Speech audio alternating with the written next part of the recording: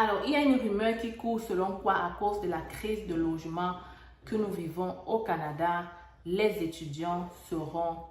demandes de permis d'études seront dorénavant refusées parce qu'il n'y a pas où est-ce que ces étudiants vont aller vivre. Aujourd'hui, je vais t'expliquer réellement qu'est-ce qu'il en est. Reste dans ce côté, on se retrouve juste après le générique.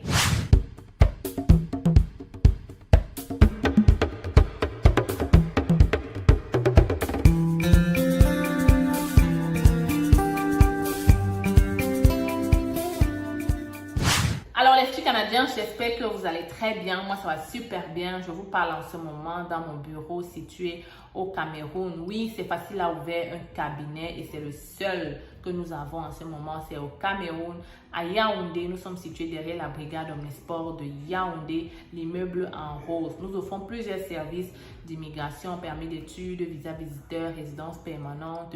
Nous sommes en collaboration avec des agents d'immigration au Canada pour cela. Et donc, assurez-vous que vous aurez un service professionnel, rapide et surtout très vrai.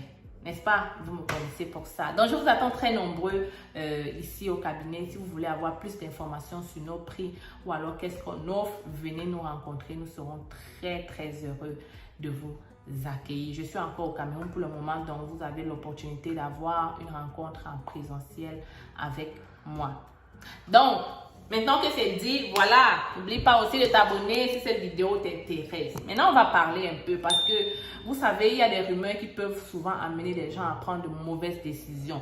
Il y a une rumeur qui court selon laquelle, à cause de la crise de logement, le Canada ne va plus accepter des étudiants étrangers parce qu'ils sont trop nombreux et donc ça ne va plus se faire. La réponse, c'est que oui, il y a bel et bien une crise de logement au Canada, mais non, le gouvernement ne va pas arrêter de donner les permis d'études parce qu'il y a une crise de logement.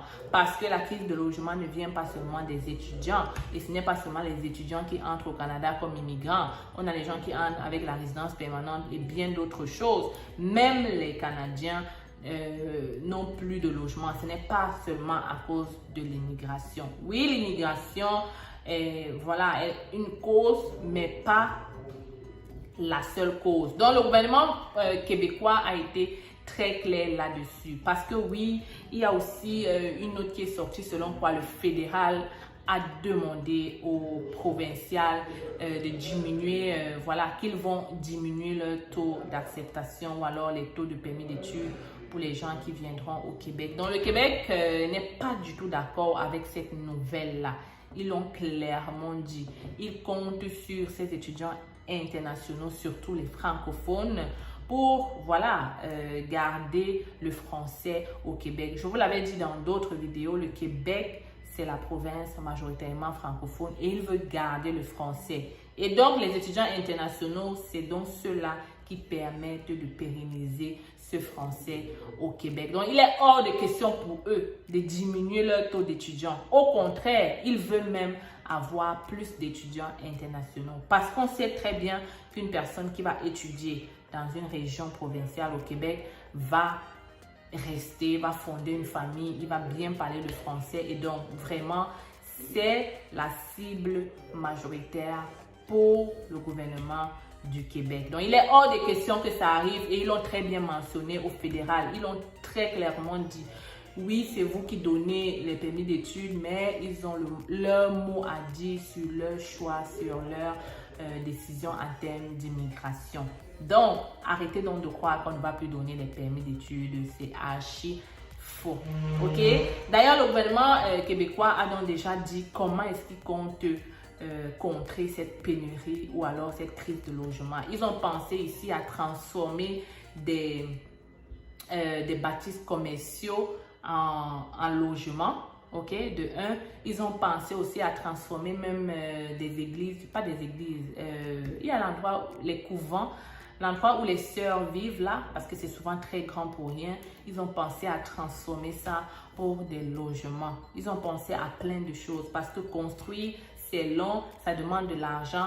Donc, ils sont en train de penser à des mesures alternatives pour contrer à cette crise de logement. Donc, ne vous inquiétez pas, le gouvernement voit ce qui arrive avant toi et il travaille déjà du en arrière là-dedans. Il y a plusieurs milliards qui ont déjà été mis en place pour contrer cette crise de logement que nous vivons actuellement au Québec, à Montréal et même dans d'autres provinces du Québec. Donc les amis, c'est très clair, n'est-ce pas? La vidéo n'est pas longue. Juste pour vous dire que la crise de logement est certaine, mais le gouvernement est en train de mettre en place des stratégies pour contrer cela. D'ailleurs, il parlait même d'acheter les bâtisses au lieu de les construire, de les acheter et de les sectionner pour les étudiants qui veulent continuer d'arriver au Québec ou au Canada. Donc, ne désespère pas. Ce n'est pas à cause de la crise de logement que tu vas ne pas arriver au Canada. Et d'ailleurs, j'ai quelqu'un qui est arrivé chez moi avant que je ne vienne au Cameroun comme visiteur. Et en une semaine, après avoir recherché, après juste une semaine, on a trouvé un logement pour lui très bien situé. Donc oui, il y a la crise, mais écoute, on a encore des moyens de se loger au Canada. Comme il a si bien dit, les gens ne dorment pas en face des collèges, par terre. Les gens sont toujours dans les maisons. Donc ça veut dire que voilà, c'est encore faisable. Donc les amis, j'espère que vous avez apprécié la vidéo parce que je m'arrête ici. Si c'est le cas, tu me laisses un pouce j'aime, tu t'abonnes et tu n'oublies pas de partager la vidéo. On se retrouve très bientôt. Peace out. Je laisse mon numéro ici, le numéro du cabinet.